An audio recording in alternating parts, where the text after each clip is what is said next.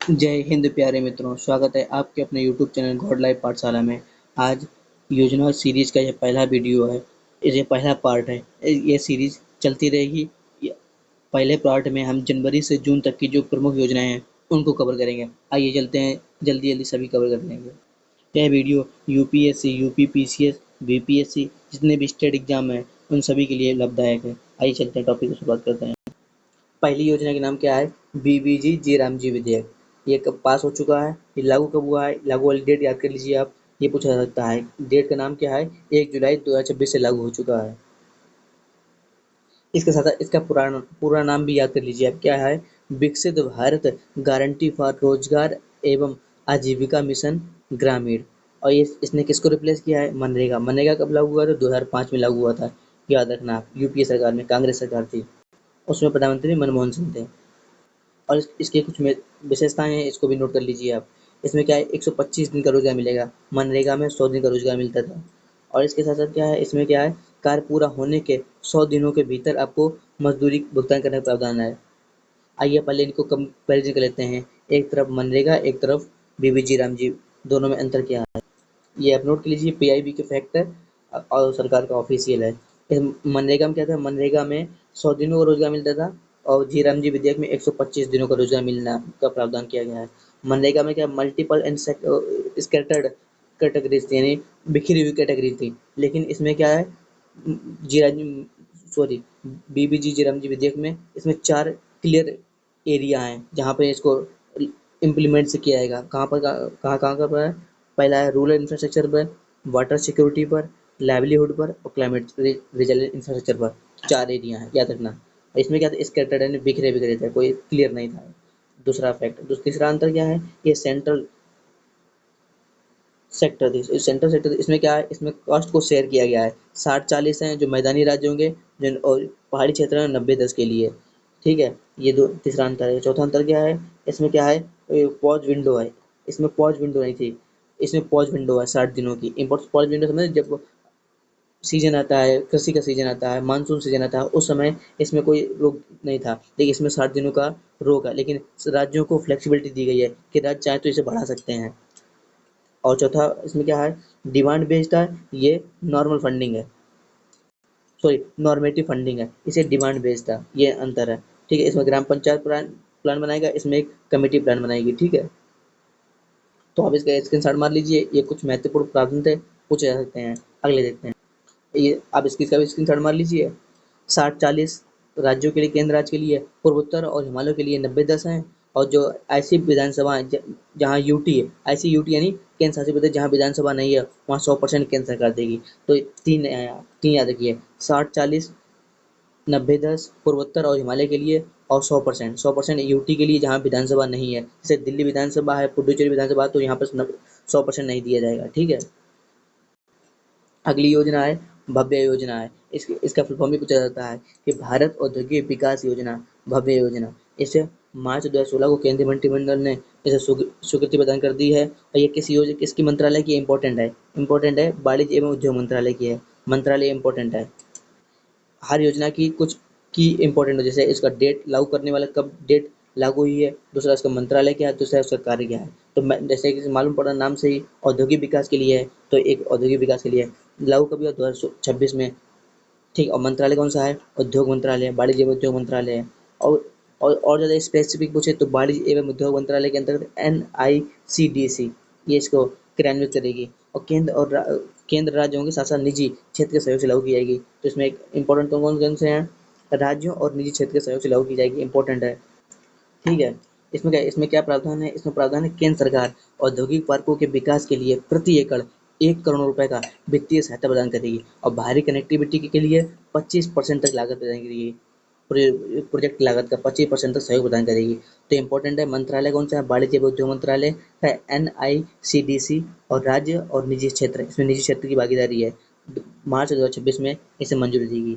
अगले, और इसके कुछ की फीचर कहाँ है? जैसे देश भर में कितने, ये पूछा जाता है, संख्या पूछी जाती है, कितने 100 plug and play industrial park यानी औद्योगिक पार्क विकसित किए जाएंगे, जहां पहले से स्वीकृत भूमि बुनियादी ढांचा तैयार किया मिलेगा। आपको बस वहां पर जाकर अपनी इंडस्ट्री डालनी है और वो काम कराना है। प्लग एंड प्ले, बहुत से लोगों को प्लग एंड प्ले सिस्टम नहीं मालूम होगा। इसका मतलब क्या होता है? जैसे आप देखें, आप घर कहीं आप जाते हैं, रेलवे स्टेशन जाए कहीं आए, तो आपको प्लग मिलता है आपको चार्ज करने के लिए अपना मोबाइल। तो उसके लिए पहले से सुविधा तैयार है, आपने जाकर अपना चार्जर लगाया और चार्ज कर लिया, काम हो गया। उसी प्रकार से सरकार पहले से सारी सुविधाएं प्रदान करेगी, इंफ्रास्ट्रक्चर की सारी सुविधाएं करेगी। कंपनी आएंगी, अपना सेटअप करेंगी, चलाएंगी और काम करने स्टार्ट कर देंगे, यानी पहले से ही बुनियादी तैयार किया गया है। इसे बोलते हैं प्लग एंड प्ले सिस्टम। कितने 100 देश भर में। मार्च 2026 में मंत्रालय, उद्योग मंत्रालय, वाणिज्य उद्योग मंत्रालय, NICDC। ठीक है, अगला देखते हैं। अगली योजना का नाम है राहत योजना। राहत इस फुल फॉर्म अगर आप पढ़ लीजिए, पूछा जाता है कि road accident victim hospitalization and assured treatment, यानी इसमें नाम से मालूम पड़ा एश्योर्ड ट्रीटमेंट, यानी निश्चित आपको ट्रीटमेंट मिलेगा। कब इसको लॉन्च किया गया? तो फरवरी 2026 में लॉन्च किया गया। मंत्रालय कौन सा है? मंत्रालय इंपॉर्टेंट है। आप क्या सोचेंगे कि ट्रीटमेंट है तो स्वास्थ्य मंत्रालय को गलत गलत कर दोगे, इसलिए ये ट्रैप है। कौन सा मंत्रालय है? सड़क परिवहन एवं राजमार्ग मंत्रालय। ठीक है। और उसके फीचर क्या है? इसके फीचर क्या है? पहले 7 दिनों के लिए आपको 1.5 लाख तक, ये आप याद रखिए, क्या है, पहले 7 दिन, और राशि कितनी है? 1.5 लाख रुपए तक का कैशलेस इलाज प्रदान किया जाएगा। जैसे आपकी दुर्घटना हुई तो पहले 7 दिन के लिए आपको 1.5 लाख तक का कैशलेस आपको इलाज दिया जाएगा। इसे बोलते हैं गोल्डन हावर। इस योजना के तहत गोल्डन हावर समय में उपचार करने पर केंद्रित किया गया। गोल्डन हावर क्या? जैसे आप एक्सीडेंट हुआ उस समय का पहला घंटा होता है, उसे बोलते हैं गोल्डन हावर। और साथ साथ इसके लिए 112 जो इमरजेंसी सर्विस है उसे ई-डार और TMS 2.0 प्लेटफॉर्म से जोड़ा जाएगा और पूरी प्रक्रिया डिजिटल होगी, निगरानी की जाएगी। तो ये बात याद लेना है। ई-डार प्लेटफॉर्म और TMS 2.0 ये किसका है? ये भी परिवहन मंत्रालय का है। ठीक है। अगली स्कीम कौन सी? अगली स्कीम है MPMS स्कीम, यानी M for mobile phone manufacturing scheme, यानी मोबाइल फोन विनिर्माण योजना। इंपॉर्टेंट है, बहुत इंपॉर्टेंट है। और इसका फंड कितना है? ये फंड भी पूछा जाता है कि स्टेट एग्जाम में फंड पूछ देते हैं, तो कितना है? 62,500 करोड़ रुपए इसे मंजूरी दी गई है। और मंत्रालय कौन सा है? मिटी, यानी ministry of electronic and information technology, यानी इलेक्ट्रॉनिक और सूचना प्रौद्योगिकी मंत्रालय। मंत्रालय मैंने बोला मंत्रालय याद रखो और इसके प्रमुख विषय याद रखो। और फंड कितना है? 62,000 करोड़ रुपए है। और इससे पहले राहत योजना में 7 दिन के लिए 1.5 लाख, याद रखिए। मंत्रालय परिवहन मंत्रालय, सड़क परिवहन मंत्रालय। भव्य योजना, मैं बार बार रिपीट कर रहा हूँ, वाणिज्य मंत्रालय, NICDC और राज्य सरकार और निजी क्षेत्र 100 पार्क विकसित किए जाएंगे। BBG रामजी विधेयक ये 1 जुलाई 2026 से लागू हो चुका है। अंतर दोनों बता चुका हूँ। मनरेगा 2005 में लागू हुई थी। चलिए, मैं बार बार रिपीट कर रहा हूँ ताकि आपको याद हो जाए। इस योजना का उद्देश्य क्या है? मोबाइल उत्पादन को बढ़ावा देना, घरेलू मूल्य संवर्धन को बढ़ावा देना, सप्लाई चेन को मजबूत करना, भारत को इलेक्ट्रॉनिक हब बनाना। इम्पोर्टेंट क्या इसका है कि ये कब तक लागू की गई? तो 5 वर्ष के लिए है, 26 से 31 तक की लागू रहेगी। ठीक है। जिसमें मोबाइल निर्माण पर आपको 2.5 से 5% तक की प्रोत्साहन मिलेगा। घरेलू घटकों एवं R&D के लिए अति सहायता जाएगी। ये इम्पोर्टेंट क्या है? इम्पोर्टेंट है वो इसका टर्म, यानी कितना समय तक लागू की जाएगी। इसका अगली योजना है सेहत योजना या सेहत मिशन। सेहत मिशन मालूम पड़ रहा है आपसे, सेहत यानी आपके हेल्थ से संबंधित है, तो ICR Indian council of medical research और ICR Indian council of agriculture research, इसकी स्थापना 1929 में हुई थी। 1929 में हुई थी। ठीक है। 1860 के काउंसिल एक्ट इसकी रजिस्ट्रेशन हुआ था। ठीक है। इस बात कीजिए, आप इस पर फोकस कीजिए। ICMR और ICAR ने संयुक्त रूप से सेहत सेहत का फुल फॉर्म भी पूछा जा सकता है, science excellence for health through agriculture transformation. मालूम पड़ रहा है कि एग्रीकल्चर का है इसलिए ICAR है, और हेल्थ है तो ICMR है। ठीक है। इंपॉर्टेंट है क्या है? ICMR और ICAR। कब लॉन्च किया है? मई 2026 को। ये डेट भी पूछा जा सकती है। ठीक है। इसका उद्देश्य क्या है? कृषि, पोषण, स्वास्थ्य के समन्वय से बेहतर पोषण व पब्लिक हेल्थ को बढ़ावा देना। इसमें क्या है? इस मिशन के तहत, यानी हेल्थ सेहत मिशन के तहत, आपको बायो फोर्टिफाइड यानी जैव शुद्धिकृत फसलों, एकीकृत एग्रीकल्चर प्रैक्टिसेस यानी कृषि प्रणालियों, कृषि श्रमिकों के स्वास्थ्य, गैर संचारी रोगों यानी नॉन कम्युनिकेबल डिजीज और वन हेल्थ को इन पर अनुसंधान किया जाएगा। इंपॉर्टेंट क्या है? आप इंपॉर्टेंट याद रखिए, ICMR और ICAR की है और मई 2026 में लॉन्च की गई, और हेल्थ से रिलेटेड है, फूड से रिलेटेड है। बस ये जैसा कि आपको लोगो बनाए, इसे ऐसे आप मेमोराइज कर लीजिए। अगली योजना क्या है? Semicon India 2.0। यानी सेमिकॉन 2.0 का। इसमें क्या है, जुलाई 2026 में मंत्रिमंडल ने 1,27,500 करोड़ रुपए की मंजूरी दी है सेमिकॉन 2.0। इससे पहले सेमिकॉन 1.0 इसकी स्थापना उसको उसे कब शुरू किया था, उसे 76,000 करोड़ रुपए में सन 2021 को शुरू किया गया था। 21 और 5 साल हो गए, 5 वर्ष के लिए गई थी, 21, 5, 26 और 26 को सेमिकॉन 2.0 या इंडिया सेमीकंडक्टर मिशन, ठीक है, इसको शुरू किया गया है।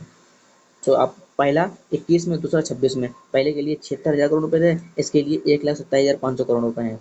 मंत्रालय इंपॉर्टेंट है, मिटी है, ministry of electronic and information technology, ठीक है। इसका उद्देश्य क्या है, चिप डिजाइन से लेकर उन्नत पैकेजिंग तक संपूर्ण सेमीकंडक्टर इकोसिस्टम को भारत को वैश्विक इलेक्ट्रॉनिक्स एंड सेमीकंडक्टर हब बनाना। तो महत्वपूर्ण क्या है, फंड, मंत्रालय और डेट। इस योजना के तहत चिप डिजाइन, सेमीकंडक्टर फैब, यानी फैब क्या होता है, फैब्रिकेशन यानी पूरा इकोसिस्टम होता है, मशीन और सामग्री निर्माण, एटीएमपी, ओसैट, आर&डी एंड प्रतिभा डेवलपमेंट जैसे 6 क्षेत्रों पर, कितने 6 क्षेत्रों पर ध्यान केंद्रित किया जाएगा। और इसके अंतर्गत 315 विश्वविद्यालयों में सेमीकंडक्टर डिजाइन प्रशिक्षण को बढ़ावा दिया जाएगा। कितने इंपॉर्टेंट है, इंपॉर्टेंट क्या है इसमें 6 क्षेत्रों पर फोकस है, 6 क्षेत्र, और कितने विश्वविद्यालय हैं, तो यूनिवर्सिटी है 315 यूनिवर्सिटी हैं। अगली योजना क्या है, महात्मा गांधी ग्राम स्वराज पहल। महात्मा गांधी ग्राम स्वराज पहल, इसे केंद्रीय बजट 2026-27 में वित्त मंत्री ने महात्मा गांधी ग्राम स्वराज पहल की घोषणा की थी। आपने अगर बजट पढ़ा होगा तो उसमें इसकी घोषणा की गई थी, उसी के तहत इसे लागू कर लिया गया है। इसका उद्देश्य क्या है, खादी, हथकरघा, हस्तशिल्प को मजबूत कर कारीगरों की आजीविका और वैश्विक बाजार तक पहुंच बनाना। आपको मालूम होगा, और 7 अगस्त को हम हथकरघा दिवस मनाते हैं, ठीक है, पूछा जा सकता है, ये नोट कर लीजिए। 7 अगस्त को ही मनाते हैं क्योंकि 7 अगस्त 1905 को हम लोगों ने स्वदेशी आंदोलन शुरू किया था, आपको मालूम होगा, मैं हिस्ट्री में बता चुका हूँ। आइए यहाँ देखते हैं, कारीगरों, बुनकरों और ओडीओपी यानी वन डिस्ट्रिक्ट वन प्रोडक्ट, इसकी शुरुआत 2018 में हुई थी, उत्तर प्रदेश से हुई थी। ये जापान के मॉडल की तरफ से शुरू किया गया था, ठीक है। लाभार्थियों और ग्रामीण युवाओं को कौशल प्रशिक्षण, बेहतर ब्रांडिंग, मार्केटिंग उपलब्ध कराई जाएगी। योजना का नाम क्या है, महात्मा गांधी ग्राम स्वराज पहल। चूंकि महात्मा गांधी हथकरघा से जुड़े थे, खादी से जुड़े थे, ऐसे आप रिलेट करके याद कर सकते हैं। और ये अनुच्छेद किसी हथकरघा अनुच्छेद के अनुच्छेद 40 में ग्राम स्वराज की बात कही गई है, ग्राम पंचायत गठन की बात की महात्मा गांधी ने। अगली योजना क्या है, अगली योजना बायो फार्मा शक्ति पहल। बायो फार्मा शक्ति योजना, इसे 10,000 करोड़ रुपए का बजट के साथ इसे शुरुआत की गई है, घोषणा कर दी गई है इसकी केंद्रीय बजट 2026-27 में। कितना बजट, हमने क्या बोला आपसे, किसी भी योजना का सबसे पहले मंत्रालय और बजट कितना है, 10,000 करोड़ रुपए। और इसका फुल फॉर्म का बायो फार्मा शक्ति का फुल फॉर्म का strategy for health care advancement through technology and innovation, ये शक्ति का फुल फॉर्म है। एक आपको शक्ति से याद होगा, एक शांति बिल विधेयक है, शांति बिल किससे है, वो न्यूक्लियर एनर्जी से संबंधित है। इसका लक्ष्य है 100 गीगावाट भारत को न्यूक्लियर पावर बनाना, आपको मालूम होगा। और इसके लिए 20,000 करोड़ रुपए का फंड भी दिया गया था, ठीक है, ये तो बात की बात है। बायो फार्मा शक्ति मिशन कितना दिया गया है, हमने दिया है 10,000 करोड़ रुपए दिया गया है। और ये इसमें इसका उद्देश्य क्या है, भारत को बायोलॉजिक्स एंड बायोसिमिलर, इसका मालूम क्या मतलब क्या होता है, जैसे कोई कंपनी का पेटेंट खत्म हो जाता है दवा का, तो उसे बायोसिमिलर कहते हैं, बना उसी दवा को कॉपी करके बनाना, तो उसे बोलते हैं बायोसिमिलर। बायोलॉजिक्स जैसे भारत का वैश्विक केंद्र बनाना, ठीक है। आपको मालूम होगा जो फार्मा सेक्टर है भारत की जीडीपी में 1.7% योगदान देता है। इससे क्या होगा, इससे और जो दवाएं होंगी हेल्थ के लिए सस्ता होगा, हेल्थ केयर। इससे पहले सेहत मिशन शुरू किया था, याद होगा आपको, ये सस्ती दवाओं का विकास करना। और इसमें कुछ की पॉइंट क्या है, इसका पॉइंट है कि 3 नए निपर स्थापित किए जाएंगे, ठीक है, और 7 मौजूदा निपर को अपडेट किया जाएगा, ठीक है। इसमें क्या होगा, ऑर्गेनाइज नॉन एनिमल मेथोडोलॉजी, इसमें रिसर्च पर, इन सब पे, इनोवेशन पर, इन सब पे बढ़ावा दिया जाएगा। जो नॉन एनिमल मेथोडोलॉजी, तो कुल मिला के इसमें क्या बात रखनी है, ये 3 नए निपर स्थापित किए जाएंगे और 7 जो मौजूदा हैं उनको अपग्रेड किया जाएगा। मंत्रालय मिट्टी है, और DST department of science and tech, याद रखना, ठीक है। अगली योजना है रिलीफ योजना मंत्रालय कौन सा है, वाणिज्य एवं उद्योग मंत्रालय। इससे पहले वाणिज्य एवं उद्योग मंत्रालय ने, मैंने सबसे स्टार्टिंग में सबसे पहले आपको बताया था, याद होगा, भव्य योजना, याद होगा आपको। चलिए बहुत बात की बात है, तो आगे इस पर फोकस करते हैं। तो वाणिज्य एवं उद्योग मंत्रालय ने ईपीएम यानी एक्सपोर्ट प्रमोशन मिशन के तहत 497 करोड़ की रिलीफ योजना को शुरू किया है। तो रिलीफ योजना किसका है? रिलीफ योजना वाणिज्य एवं उद्योग मंत्रालय का है, जिसे ईसीजीसी लागू करेगा। तो महत्वपूर्ण क्या है? वाणिज्य एवं उद्योग मंत्रालय, रिलीफ योजना, 497 करोड़ रुपए बजट है, लागू करने वाला ईसीजीसी है। ठीक है। इसमें क्या किया जाएगा? इसमें किया जाएगा कि वेस्ट एशिया में जो आप देख रहे हैं कितना तनाव चल रहा है, वेस्ट एशिया के भू-राजनीतिक तनाव, समुद्री व्यवधानों से प्रभावित भारतीय निर्यातकों को लॉजिस्टिक सपोर्ट, बीमा जोखिम और सप्लाई चेन में जो डिसरप्शन आ रही है उन सबसे निपटना। इस योजना के तहत यूएई, सऊदी अरब, वेस्ट एशिया सहित इजिप्ट में और पहले इस योजना के तहत यूएई, सऊदी अरब सहित वेस्ट एशिया के देशों के साथ साथ अब इजिप्ट और जॉर्डन को भी शामिल कर लिया गया। इंपॉर्टेंट है जो इस बात शामिल किया, इजिप्ट को और जॉर्डन को भी। अगली स्कीम क्या है? सतही कोयला यानी सरफेस कोल लिग्नाइट और गैसिफिकेशन स्कीम, यानी सतही कोयला लिग्नाइट गैसीकरण योजना, यानी कोयला कोल गैसिफिकेशन के संबंधित है। कितना पैसा दिया गया है? 37,500 करोड़ रुपए। मैं बोलता हूँ कि फंड बहुत इंपॉर्टेंट है, स्टेट एग्जाम के लिए फंड बहुत इंपॉर्टेंट है। तो कितना? 37,500 करोड़ रुपए दिया गया है कोल कोल गैसिफिकेशन के लिए। ठीक है।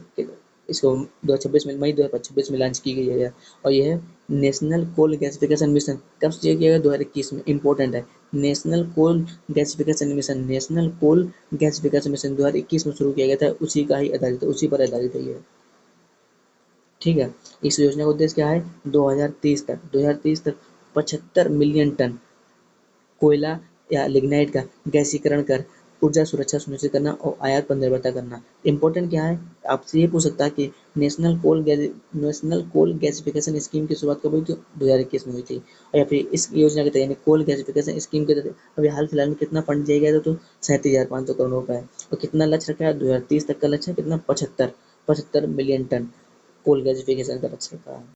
अगली स्कीम क्या है? पीएम सेतु। नाम से मालूम पड़ा है इसका, प्रधानमंत्री SETU, skill and employability transformation through upgradation. तो ये इसका फुल फॉर्म है। तो फुल फॉर्म भी पूछा था, पीएम सेतु स्कीम, प्रधानमंत्री skilling and employability transformation through upgrade.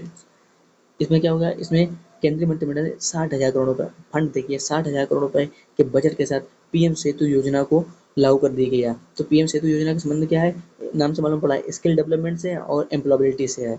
अगर आपको फुल फॉर्म मालूम होगा, S for skill development, E for employability, तो आप अगर ऑप्शन में एलिमिनेशन कर सकते हैं पीएम सेतु। कहीं आपको लगता है ब्रिज जोड़ने वाला तो गलत हो जाएगा, नहीं, पीएम सेतु का है स्किलिंग, प्रधानमंत्री skilling and employability transformation through upgrade. इसमें क्या होगा? इसमें आपको ये लागू करने वाला मंत्रालय क्या, मैंने क्या बोलता हूँ हमेशा, मंत्रालय बहुत इंपॉर्टेंट। मंत्रालय कौन सा है? मंत्रालय कौशल विकास एवं उद्यमिता मंत्रालय, कौशल विकास एवं उद्यमिता मंत्रालय, इंपॉर्टेंट। और फंड कितना है? 60,000 करोड़ रुपए फंड है। इसमें क्या है? इसमें इसके तहत ITI, जो ITI है इनका आधुनिकीकरण किया जाएगा और युवाओं को कौशल प्रदान किया जाएगा। तो जो जो मौजूदा ITI हैं जो बेकार पड़ी है, अब जो नए नए स्किल के साथ उन्हें अपग्रेड किया जाएगा ITI।